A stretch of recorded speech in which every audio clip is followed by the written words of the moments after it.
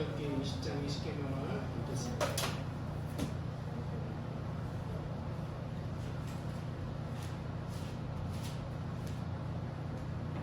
나는 너를 애굽 땅 종되었던 집에서 인도해낸 너희 하나님 여호와로라. 너는 나 외에는 다른 신들을 내게 있게 말지니라. 너를 위하여 새긴 우상을 만들지 말고 또 위로 하늘에 있는 것이나 아래로 땅에 있는 것이나 땅 아래 물속에 있는 것에 아무 형상이든지 만들지 말며 그것들에게 절하지 말며 그것들을 섬기지 말라. 나 여호와 너희 하나님은 질투하는 하나님인즉 나를 미워하는 자의 죄를 갚되 아비로부터 아들에게로 3,4대까지 이르게 하거니와 나를 사랑하고 내 계명을 지키는 자에게는 천대까지 은혜를 베푸느니라. 너는 너희 하나님 여호와의 이름을 망령되이 일컫지 말라. 나 여호와는 나의 이름을 망령되이 일컫는 자를 죄 없다 하지 아니하리라. 안식일을 기억하여 거룩히 지키라.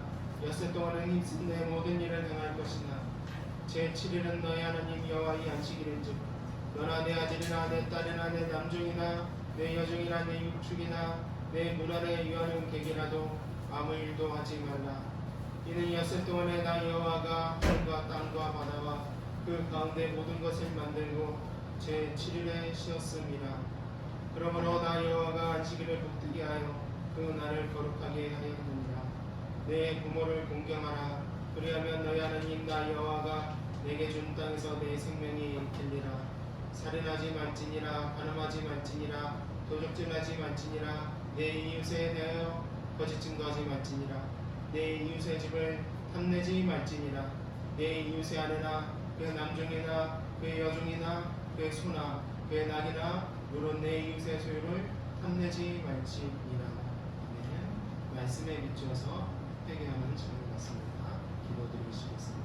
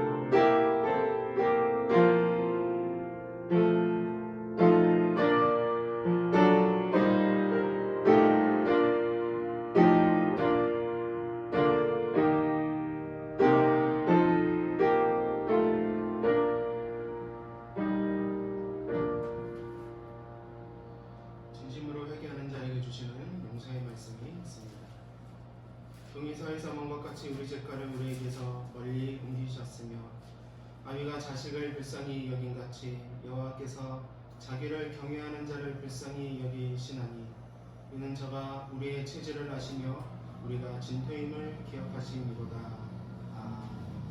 사도신경으로 우리의 신앙을 드리겠습니다.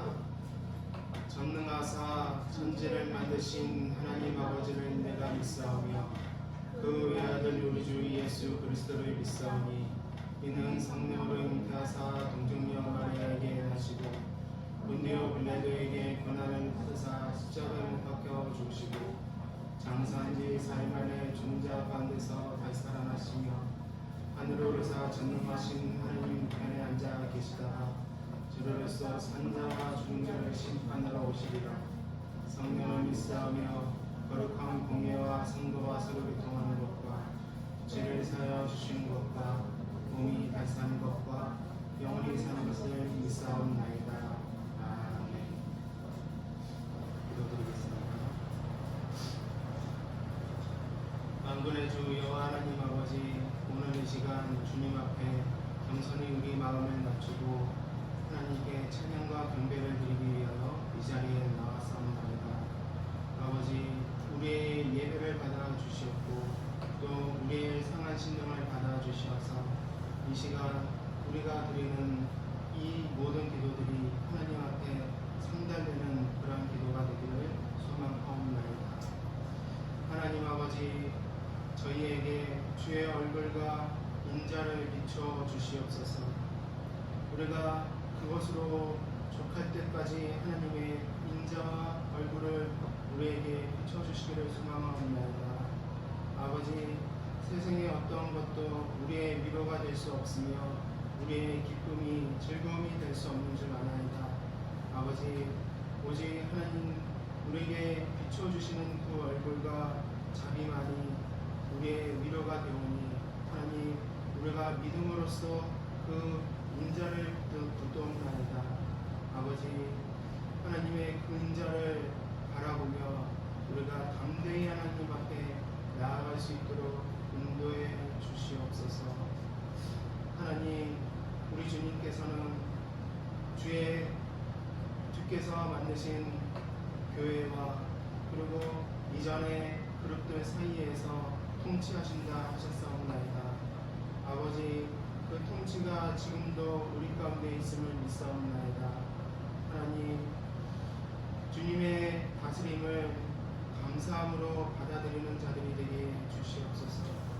아버지, 이 어지러운 세상 가운데 무엇이 우리를 지키고 무엇이 우리를 살리는지 오직 주님의 말씀과 다스리심만이 우리를 살리는 줄 아오니 하나님, 온전한 주의 통치가 우리 새벽별 교회 가운데 함께하기를 소망하옵나이다. 아버지, 오늘도 우리 주 예수 그리스도의 의를 강구하나이다. 어제도 그제도 우리가 주님의 의로 살아왔음을 하나님 고백하오니 아버지, 오늘도 한량없는 우리 주님의 의를 우리에게 베풀어 주시고 가난한 우리 심령에 그리스도의 이름으로 배부름을 얻게 해주시며 또한 성령 하나님의 도움으로 늘 일상에서 승리하게 하여 주시옵소서. 하나님, 특별히 오늘 주시는 말씀들이 우리 마음에 양식되기를 소망합니다.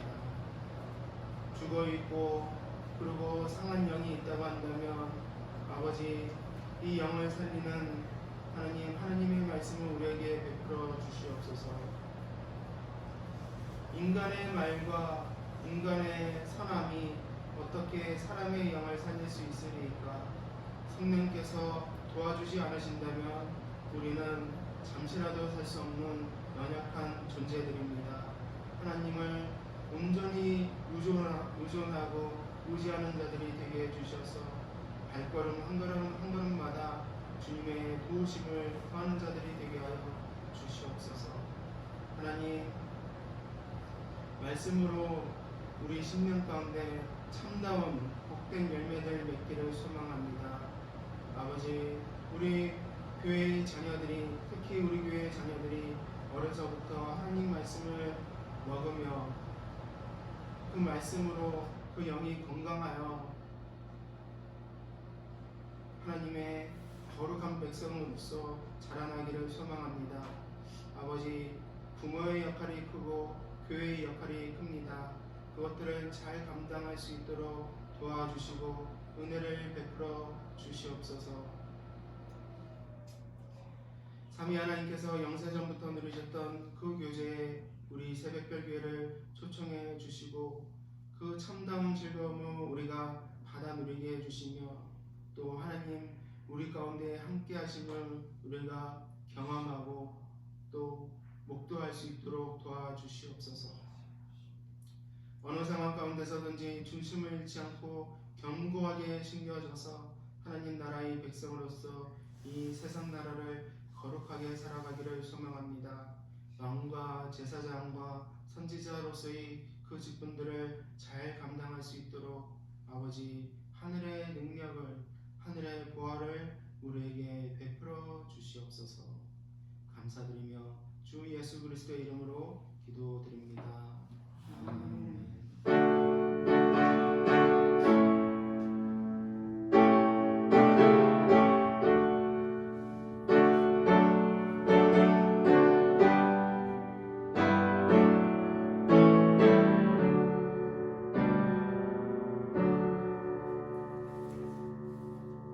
찬송가 122장 찬양 드리겠습니다.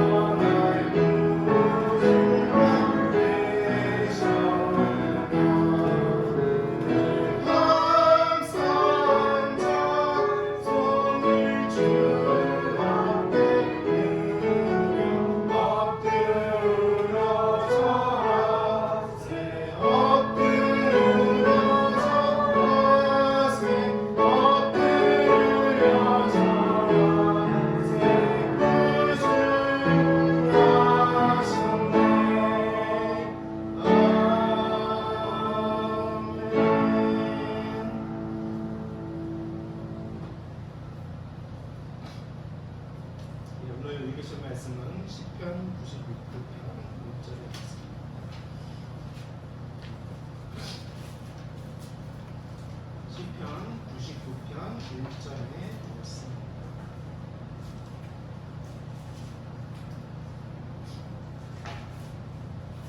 자, 읽겠습니다. 여호와께서 통치하시니 만민이 떨 것이요 여호와께서 그룹 사이에 좌정하시니 땅이 요동할 것이다. 아멘. 성탄절 때 들었던 설교를 좀 보충해서 말씀을 드리도록 하겠습니다. 본 시편은 하나님께서 그룹 사이에 좌정하셔서 땅을 통치하신다라는 말씀입니다. 여러분, 하나님께서 통치는 언제 하십니까? 세상 모든 왕들이 그렇겠지만 진정한 통치는 전쟁 중에 통치를 한다고 하지 않습니다. 모든 대적들을 물리친 후에 평안히, 성경의 언어로 보면 안식이 찾아왔을 때 통치를 한다고 합니다. 이 말씀은, 오늘 시편의 이 말씀은 안식을 찾으신 후에 통치하신다라는 말씀인데, 그러면 하나님께서 통치는 어디서 하신다고 말을 하고 있습니까? 빨간색으로 보이시죠? 그룹 사이에 좌정하셔서 거기서 통치하신다라고 이야기를 합니다. 그러면 그룹은 무엇입니까? 그리고 그룹은 어디에 있습니까? 그룹은 천사들을 의미하고, 그룹 사이에라고 했을 때는 어떤 특정한 장소를 가리키는데 그것은 바로 지성소라는 장소입니다.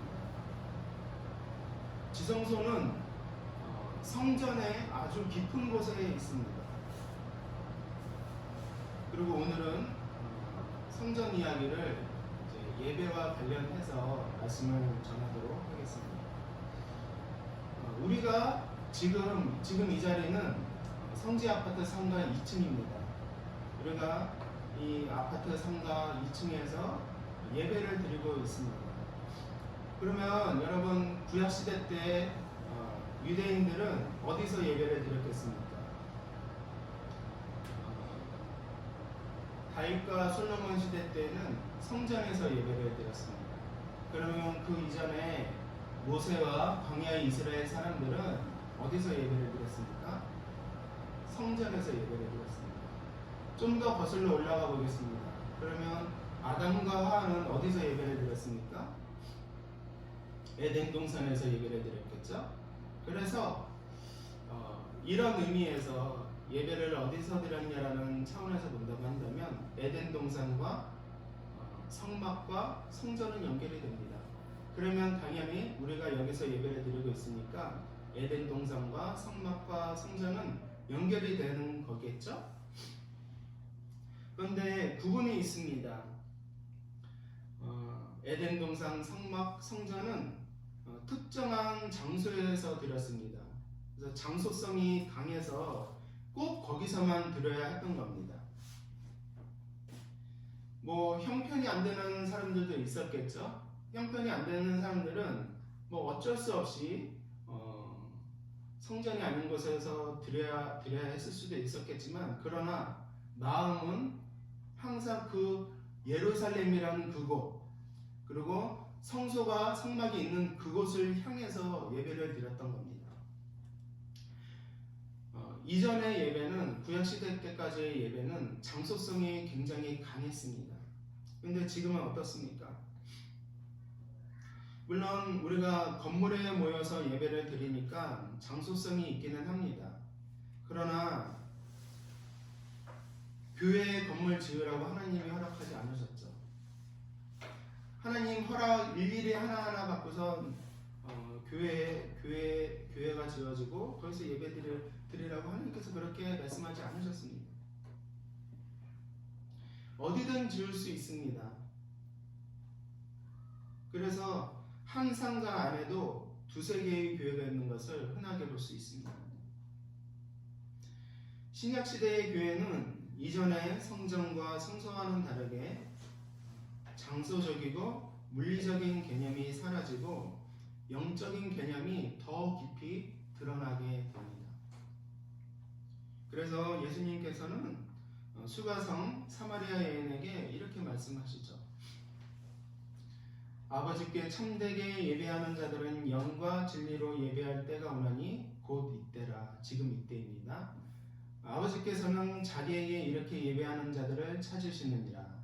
하나님은 영이시니 예배하는 자는 영과 진리로 예배할지니라 라고 이야기합니다. 영과 진리로.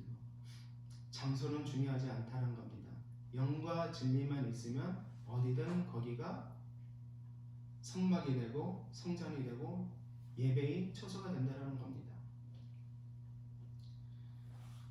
여기 보시면 예배의 필수적인 요소가 등장합니다. 영과 진리라고 합니다. 이 영이 성령님을 의미할 수도 있습니다. 또 예배드리는 성도의 영일 수도 있습니다.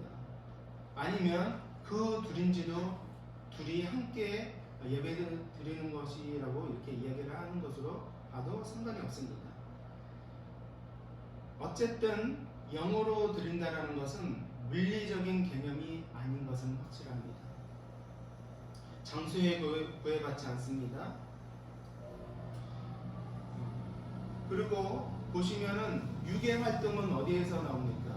유괴 활동들, 그림을 그리고 글을 쓰고 그리고 또 손으로 뭘 만지는 그 모든 것들이 영의 활동에서부터 나옵니다. 참된 자아는 영에 있는 겁니다. 그러니 진심으로 드린다라는 그 의미도 여기에 들어가 있을 겁니다. 그러나 어쨌든 영은 물리적인 것에 장소에 구애받지 않기 때문에 자유롭습니다. 그래서 자유롭게 진정으로 예배드릴 수 있다는 것을 예수님께서 가르쳐 주시는 겁니다. 그러나 수가성 사마리아 여인은 계속해서 묻지 않습니까? 우리가 예배드리는 곳은 이곳입니다. 라고 이야기를 하면서 계속 장소성을 이야기를 하는데 예수님은 그렇지 않다. 이제는 정말 영과 진리만 있으면 어디서든 예배드릴 수 있다라고 이야기를 합니다. 그리고 나서 진리가 나오는데 여러분 진리는 무엇입니까? 세상에서 전혀 오염되지 않고 거짓되지 않은 참된 것은 무엇입니까? 여러분 어디 하나 썩어져 가는 것이 없는 것이 없습니다. 모든 것은 다 썩어져 가고 다 쇠하여져 가고 다 사라지지만 무엇만 남습니까? 바로 이 하나님의 말씀만이 남아있습니다. 바로 하나님 말씀이 바로 진리인데 이 말씀이 있는 곳이라면 장소와 물리적인 무엇에 구애받지 않고 참되게 자유롭게 예배를 드릴 수 있다라고 예수님께서 말씀하시는 것이죠. 이전에 장소들이 중요했습니다. 에덴 동산, 성막, 성전, 장소들이 예배에 있어서 필수적인 요소였습니다. 그러나 이제는 영과 진리만 있으면 어디서든 하나님께 예배를 드릴 수 있습니다. 그런데 이 말씀이 있다고 하더라도 이 말씀을 놓고도 아무렇게나 막 해석을 하는 사람들이 나옵니다. 그러니 이 말씀을 바르게 해석해야 될 사람이 있어야 하는데 그게 바로 목사입니다. 일단은 그래서 예배를 드릴 때 장소는 중요하지 않고 말씀의 바른 선포가 중요하다는 것을 잘 기억하셔야 되겠습니다. 근데 오늘은 예배에 있어서 좀 더 깊은 이야기를 드리려고 합니다. 지금 이 시대는 예배 드릴 때 예루살렘 성전을 찾아갈 필요도 없고 예루살렘 성전을 바라보면서 기도하고 예배할 필요도 없습니다. 모이지 않아도 된다는 말이 아니라 특정한 지역의 예루살렘 성전이라는 것을 염두에 둘 필요가 없다는 겁니다. 그러면 여러분 구약시대의 성전과 지금 우리가 드리는 예배는 아무 상관이 없습니까? 아무 상관이 없습니까? 상관이 있다고 한다면 어떤 의미에서 연속적이고 어떤 의미에 있어서 상관이 있는지 보셔야 한다는 겁니다. 그거를 놓치면은 예배의 참다운 의미를 발견하지 못하는 겁니다. 먼저 성전을 한번 살펴보시죠. 성전은 다윗의 아들 솔로몬 시대 때 솔로몬이 건축했습니다. 그 이전에는 성막이 있었죠. 그러니까 그 이전까지는 하나님께서 성막에서 백성들을 만나 주셨던 겁니다. 바로 다윗 때도 그랬죠. 이 성막이 이동하기 편하게끔 광야 생활 40년 동안에 이동하는 생활을 했으니까 늘 그 텐트 같이 하나님께서 성막을 만드셔서 구내에서 가지고 다니다가 구름이 머무는 곳에 하나님께서 임재하시는 곳에 거기에 머물러서 텐트를 다시 조립한 다음에 성막을 만들고 진을 치고 해서 거기서 예배를 드렸던 겁니다. 크기와 화려함에 있어서 성막과 성전은 너무나 큰 차이를 가집니다. 그래서 다윗이 이것이 너무 민망해서 자기는 이렇게 화려한 궁전에 사는데 하나님은 텐트에 사시니 너무 죄스럽다. 그래서 하나님께 내가 성전을 짓게 해달라고 간구합니다. 그러니까 하나님께서 무슨 말씀을 하십니까? 내가 언제 너희 보고 내 집 만들어 달라고 했냐? 오히려 내가 너희들을 위하여 집을 만들어 주겠다라고 이야기를 합니다.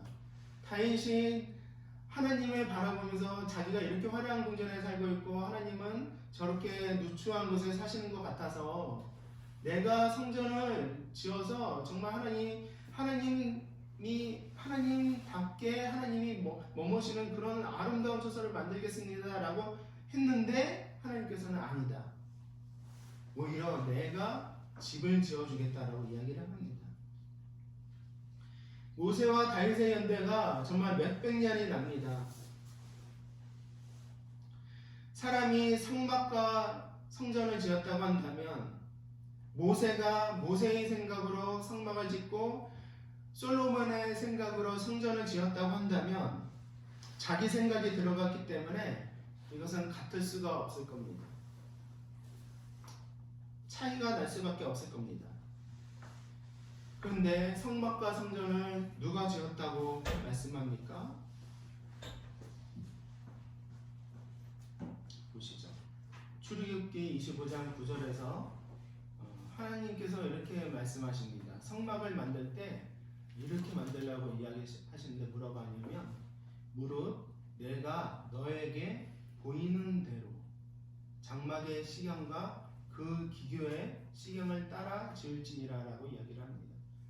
다윗에게는 또 어떻게 말씀하십니까? 다윗은 그때의 경험을 들어서 이야기를 합니다.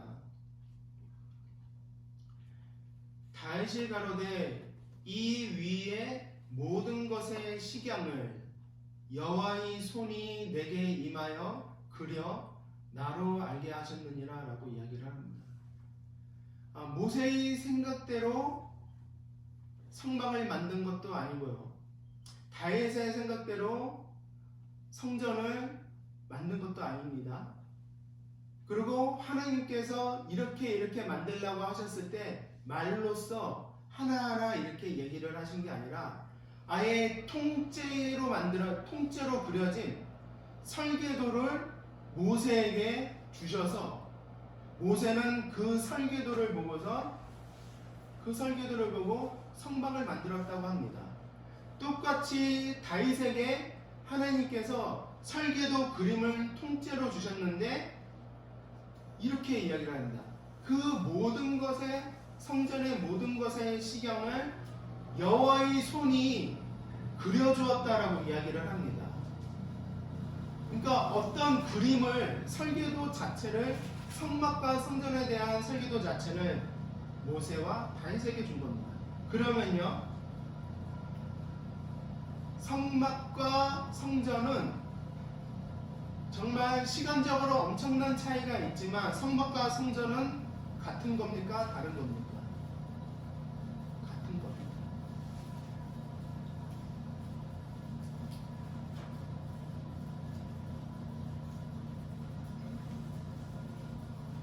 근데 히브리서를 한번 보십시오. 히브리서를 보시면 9장 23절 24절 이런 말씀이 있는데, 그러므로 하늘에 있는 것들의 모형은 이런 것들로서 정결케 할 필요가 있었으나 하늘에 있는 그것들은 이런 것들보다 더 좋은 제물로 만들할지니라. 그리스도께서는 참것의 그림자인 손으로 만든 성소에 들어가지 아니하시고 오직 참 하늘에 들어가사 이제 우리를 위하여 하나님 앞에 나타나시고 라고 합니다. 손으로 만든 것은 그림자라고 합니다. 손으로 만든 것은 모형이라고 합니다. 그러니 모형은 뭡니까? 성막과 성전과 그 이전의 에덴 동산과 성막과 성전은 뭐라고요? 하늘에 있는 것의 그림자고 하늘에 있는 것의 모형이라고 합니다. 그러면 하나님께서 모세와 다윗에게 설계도를 통째로 주셨을 때 하나님께서는 무엇에 근거해서 성막과 성전을 이렇게 지으라고 하셨습니까? 하늘에 있는 실체가 있다라는 겁니다. 하늘에 있는 성소라는 실체가 있고 그 실체를 따라서 모형적으로 성막과 성전을 지었다라는 겁니다. 그 그리스도께서 그 그룹 사이에 자정하시는 안식을 찾으시고 세상을 통치하시는 그 그리스도께서 죽으시고 부활하심으로 말미암아 승천을 하셨는데 하늘로 올라가신 것으로 끝난 것이 아니라 어디로 가십니까? 자기의 성소로 들어가셔서 거기서 안식을 취하시는 겁니다. 그러면 성막과 성전과 그리고 우리가 예배드리는 이 예배의 현장은 무언가 연결이 되어 있는데 연속성이 있는데 그것은 참된 실체가 하늘 위에 있다라는 그것을 반증하는 이야기인 겁니다. 참된 성소가 하늘에 있고 우리는 모형으로서 지금 장차 올 완전한 예배를 바라보면서 예배를 드리고 있다는 겁니다.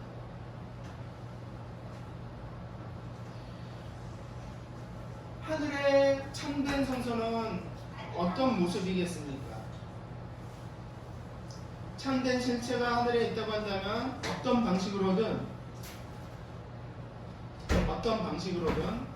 우리의 이 예배의 현장에 그 의미가 남아 있어야 할 것입니다.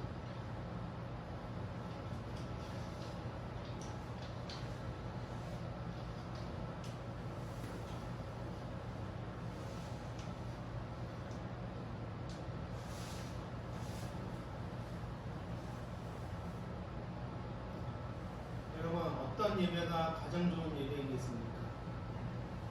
성막 때 드렸던 예배보다 더 좋은 것이 성전에서 드리던 예배입니다.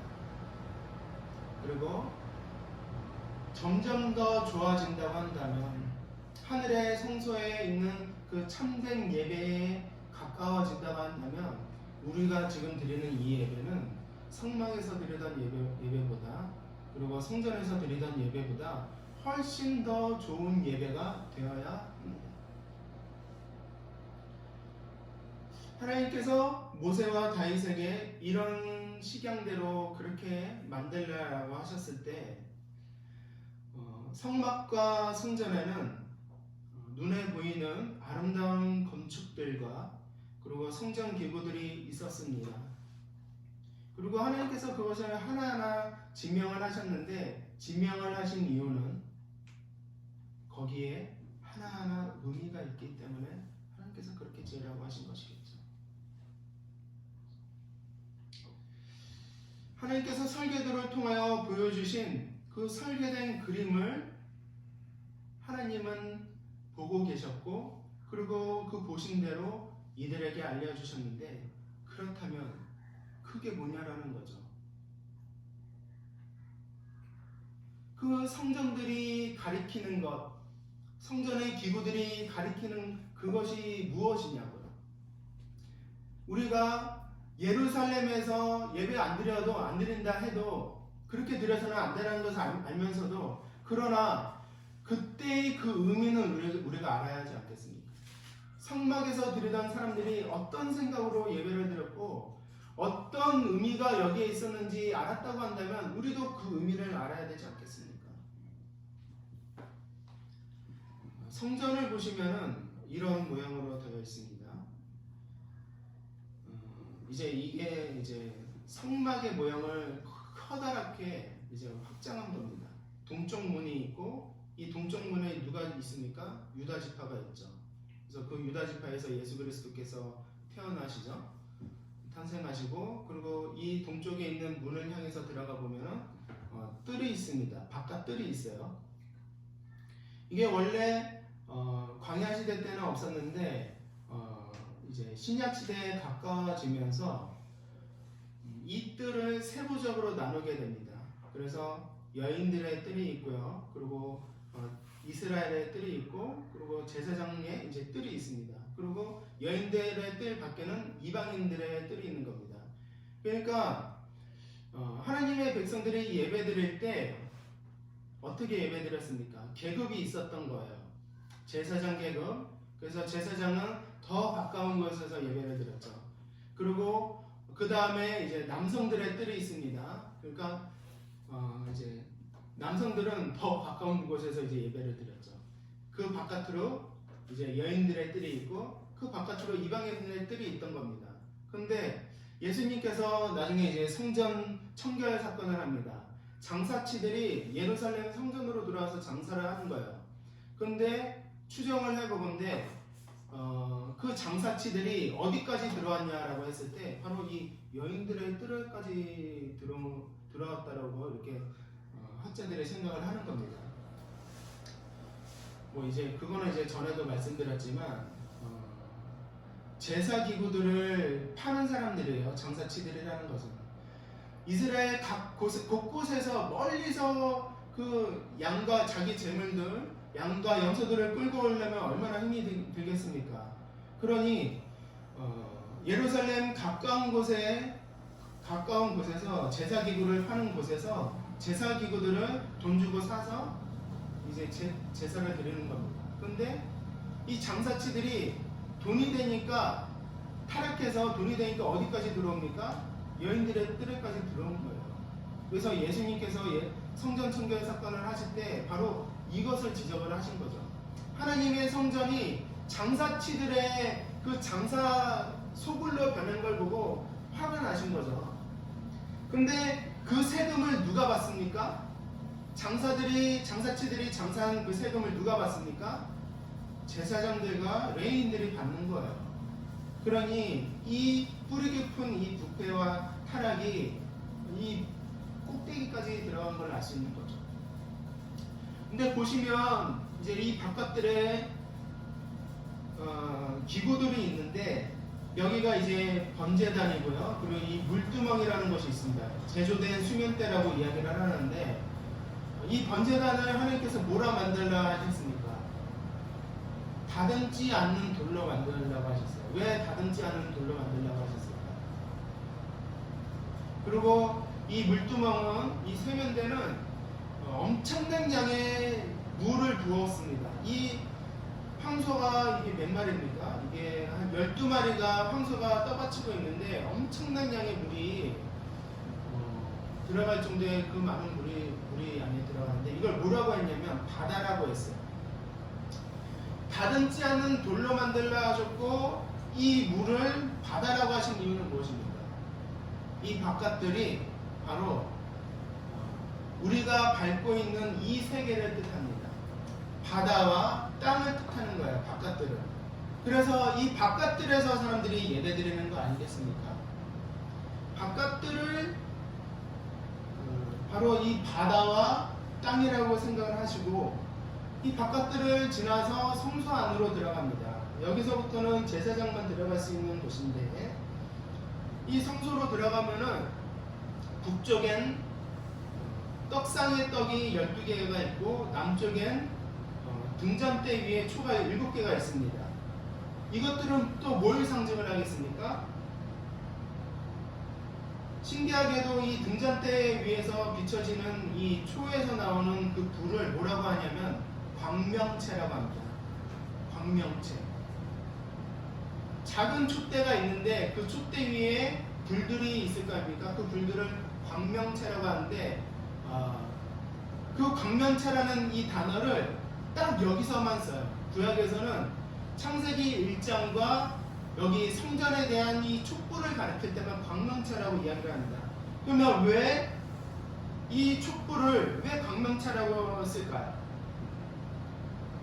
창세기 1장 14절에 보면은 광명체가 시간과 날들을 주관한다라고 이야기를 합니다. 시간과 날들을 주관하는 건 뭡니까? 하늘의 해와 달과 별들이 시간을 주관합니다. 그리고요, 팔레스타인, 이스라엘이 적도 북쪽에 있었습니다. 그래서 히브리인들은 자기네들이 북쪽에 있었다라는 걸 알아요. 그리고 하늘에 있는 별들이 어느 쪽에서 이렇게 순환하는지를 알았냐면 남쪽에서 흐르고 있었다라고 알고 있었던 거예요. 그런 개념들을 가지고 보면 북쪽에 있는 히브리인들이 남쪽에서 순환하는 별들을 바라본다. 그러면 이 성전은 무엇을 상징합니까? 하늘을 상징하는 거예요. 바깥들이 땅과 바다를 상징하고 성소가 하늘을 상징한다. 그러면 지성소는 어디겠습니까? 이 지성소에는 1년에 한 차례 대속죄에만 대제사장이 향을 들고 들어갑니다. 이때 하나님께서 대제사장에 주의를 주시는데 향의 연기가 안쪽에 자리 잡고 있는 언약궤를 가리우도록, 그래서 대제사장이 법궤를 볼 수 없도록 그렇게 주의를 주십니다. 이 지성소는 어디입니까? 하나님과 천사들, 영들만이 거하는 하늘 초소를 상징합니다. 인간이 닿을 수 없는 영역이고 인간에게 닫혀진 영역이에요. 이스라엘 백성들은 바깥들에서 제사를 드리고 예배를 드립니다. 유한한 존재이기 때문에 땅을 밟고서야 예배를 드릴 수 있습니다. 성소는 눈으로 볼 수 있고 확인할 수는 없지만 그러나 바라볼 수는 있는 그런 하늘 영역을 말합니다. 그런데 지성소는 사람이 볼 수도 없고 확인할 수도 없고 닿을 수도 없는 바로 영적인 거룩한 영역입니다. 창세기 1장 1절에서 다 아시죠? 하나님께서 천지를 창조하셨다라고 이야기를 합니다. 여러분, 천이 거기서 하늘입니까? 아직 하늘도 없고 땅도 없는 상태에서 어떻게 하늘이 있을 수 있단 말입니까? 여기서 천지는 하늘과 땅을 가리키는 게 아니라 영적인 세계와 물질적인 세계를 가리키는 겁니다. 하나님께서 천지를 창조하신 후에 6일이 지나서 7째 날 안식하셨습니다. 근데 성전을 다 지으시고 하나님께서 어떤 행동을 취하셨는지 아십니까? 성전을 다 지으시고 여호와께서 시온을 택하시고 자기 거처를 삼고자 하여 이르시기를 이는 나의 영원히 쉴 곳이라 내가 여기 갈 것은 이를 원하였음이라 라고 이야기를 합니다.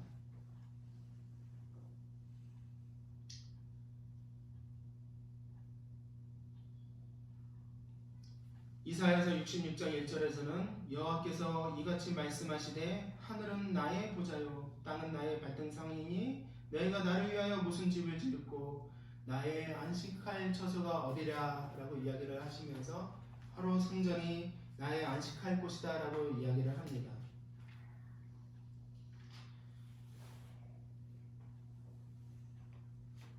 그리고 역대하 6장 41절 보시면 이런 말씀이 있습니다. 솔로몬의 기도인데요. 성전을 건축하기 전에 솔로몬의 기도입니다. 여호와 하나님이여 일어나 들어가사 주의 능력의 궤와 법궤를 의미합니다. 함께 주의 평안한 처소에 계시옵소서. 주께서 안식을 누리실 처소에 계시옵소서라고 이야기를 합니다. 여호와 하나님이여 원컨대 주의 제사장으로 구원을 있게 하시고 또 주의 성도로 은혜를 기뻐하게 하옵소서. 우리 하나님께서 안식할 처소를 마련하는 것이 우리의 기쁨입니다 라고 이야기를 하는 겁니다. 6일간의 창조 사역과 이 성전을 이렇게 만들라 하신 것에 있어서의 유사성을 보십니까? 하나님께서 천지 창조를 하시고 7일째에 안식하셨던 것처럼 성전을 다 지으신 이후에 이곳을 하나님의 안식처로 삼으신 것이 바로 하나님께서 이 성전을 세계의 창조에 가시적이고 비가시적인 모든 세계의 창조의 축소판으로 삼으셨음을 성전을 통하여서 알고 계시는 겁니다. 그러면 여러분 에덴 동산과 성막과 성전이 예배와 연결이 된다고 한다면 지금 우리는 어디서 예배를 드리고 있습니까? 그 영적인 의미는 아셔야죠. 우리는 지금 어디서 드리고 있습니까? 하나님께서 하늘 보좌의 발등상이라고 하신 지성소가 예수 그리스도께서 성육신 하심으로 우리에게 개방되게 되었습니다. 그래서 죽으실 때 휘장이 찢어지는 그 역사가 바로 지성소가 개방되었다는 걸 알려주는 겁니다. 그리고 지난주에 니고데모에게 하신 말씀 중에 예수님께서 야곱의 사닥다리를 그에게 말씀하시면서 무엇을 이야기를 하는 겁니까? 비가시적인 천상계와 가시적인 이 땅의 경계를 우리 주님께서 허무시고 지성소를 우리 곁으로 가져와 주셨다는 이야기입니다. 참다운 믿음을 고백하는 성도에게 지성소를 열어주셔서 지금 이 예배의 현장이 참다운 영적인 지성소가 되며 그리고 여기서 하나님은 자기 백성을 기뻐 만나주시는 바로 이 자리가 세계 창조의 중심이자 우주의 중심이라는 사실을 알려주고 계시는 겁니다. 그리고 여기서 하나님께서 안식을 취하신다라고 이야기를 하는 겁니다. 이 예배의 현장이 바로 하나님께서 안식을 취하시는 장소라는 겁니다.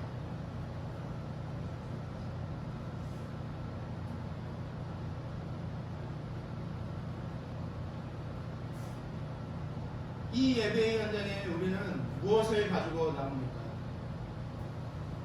하나님께서 얼마나 귀가 간지러우실지 상상이 안 갑니다.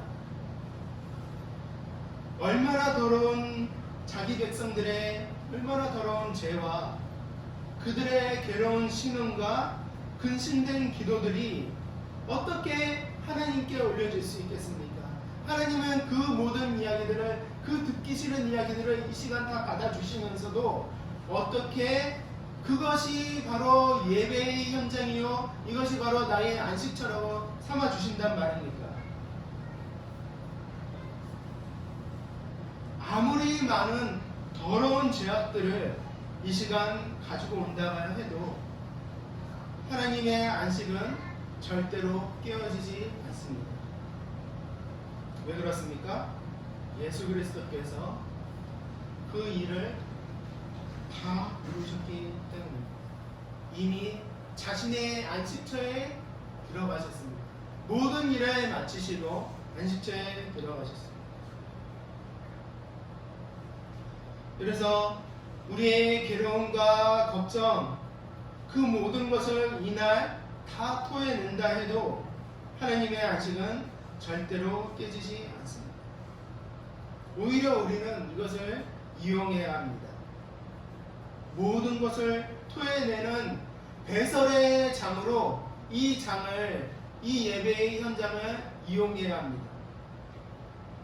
아주 작은 걱정에서부터 아주 커다란 걱정까지 이 시간 다 토해내고 모든 일을 완성하시어 안식을 우리에게 베푸시는 예수님을 바라보아야 하겠습니다.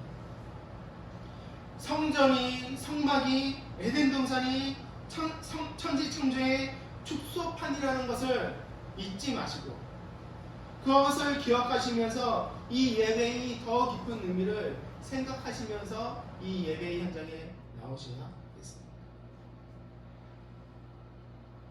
천지창조가 우리 구원을 위해 베풀어졌음을 예배 때마다 기억하는 겁니다. 그리고 그 창조의 중심에 이 예배가 있다는 것을 기억해야 하겠습니다. 여기서 우리 주님께서 통치하십니다. 안식은 절대로 깨지지 않으십니다. 안식이 있고 나서야 우리 주님께서 통치하십니다. 믿음으로 그리스도를 바라보시고 예배 드리시는 여러분 되시기를 소망하겠습니다. 기도드립니다. 아버지, 성전과 성막의 의미를 통하여 오늘 예배의 의미를 생각하게 되었습니다. 하나님, 세상의 천지창조가 하나님에게 하나님의 영광에 무엇을 더하거나 감할 수 있겠습니까? 천지창조를 하셨던 것은 바로 우리의 예배의 처소를 마련하기 위함이며 다 우리를 위한 것이었음을 더 생각하게 됩니다. 아버지, 이 예배의 현장을 우리 주님께서 안식처로 삼아 주시고 또 이날 우리의 모든 걱정과 괴로움들을 토설하게 해주시니 이것이 얼마나 귀하고 복된 일인지 모르겠습니다. 아버지, 눈이 있다 해도 예루살렘 성전이 있다고 해도 믿음이 없으면 바라보지 못합니다. 믿음이 없으면 그 영적인 세계와 영적인 의미를 알 수 없습니다. 아무리 사람이 목소리를 크게 내서 전한다 해도 성령님께서 열어주지 않으시면 그 영적인 세계를 우리는 알 도리가 없사옵나이다. 주님 도와주시어서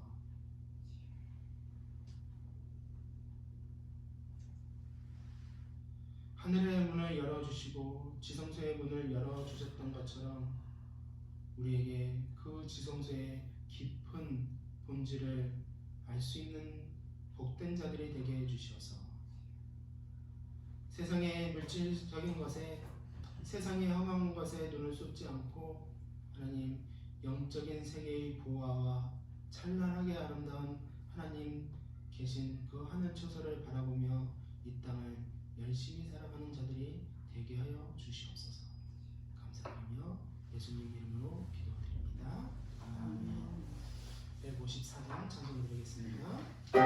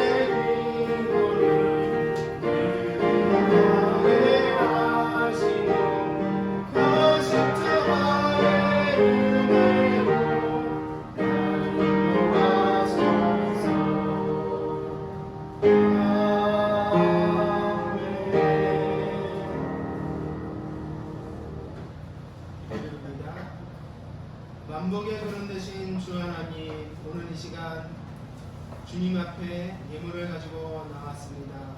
우리의 예물을 받아 주시옵소서. 예물 드림에 즐거움을 있게 해주시고 이 예물 통하여 하나님 나라를 속히 우리 가운데 임하게 하여 주시옵소서. 아브라함에게 주셨던 그 언약이 우리에게 현실이 되기를 소망하옵나이다.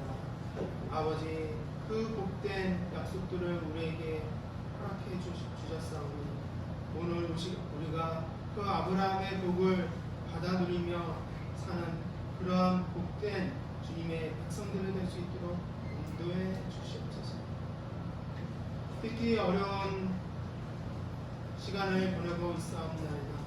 아버지, 우리 성도들을 긍휼히 여겨 주시어서 하나님, 저들이 어떠한 상황 가운데서든지 하나님께 영광을 드리며 또 사람들의 칭찬을 듣고 사람들로 하여금 저들이 정말 하나님을 섬기는 자로다, 그런 이야기를 듣기를 소망하옵나이다.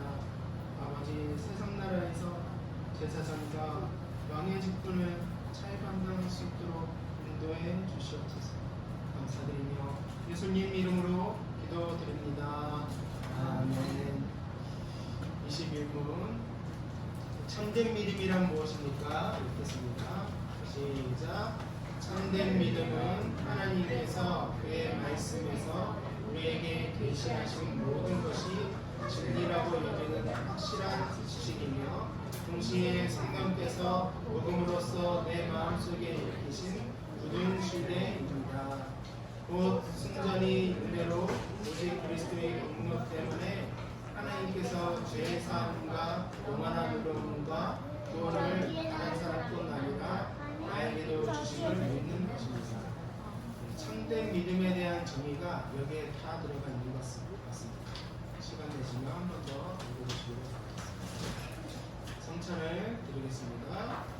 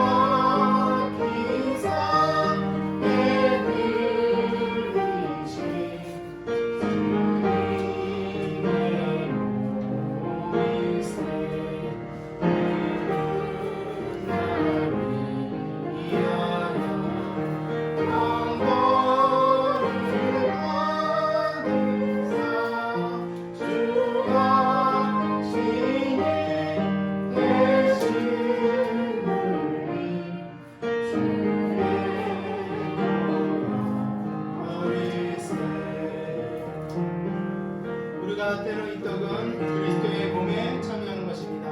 받아 주십시오.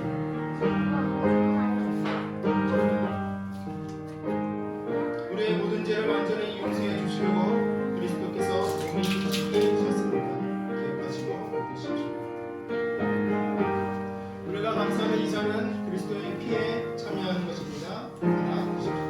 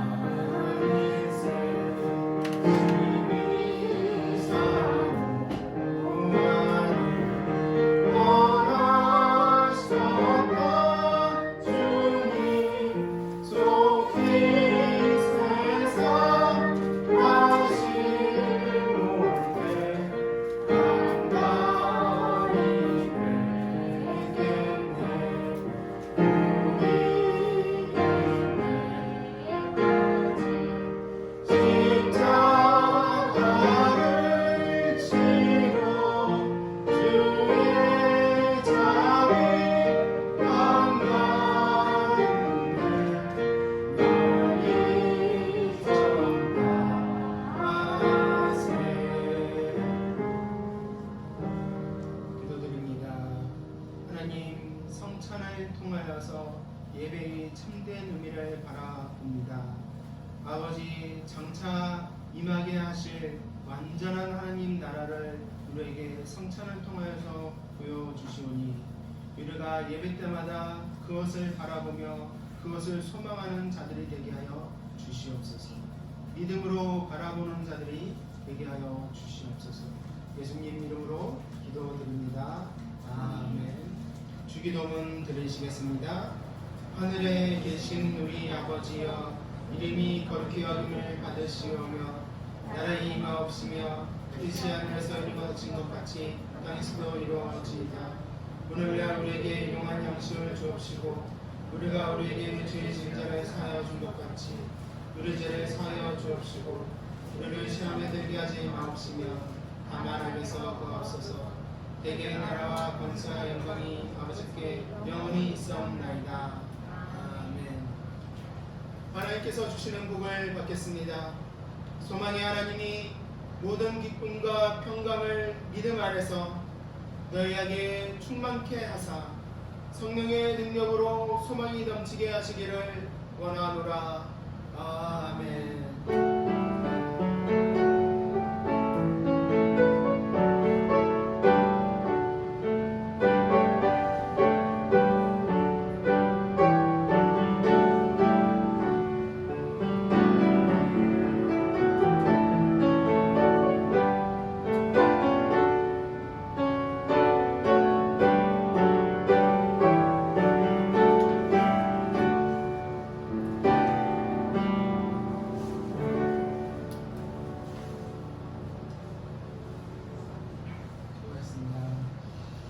송부 형식 예배는 주일 예배와 함께 드리는 것으로 하고요. 그리고 각자 집에서 기도하시고 말씀 읽으시면서 각자 집에서 예배 드리시면 되겠습니다.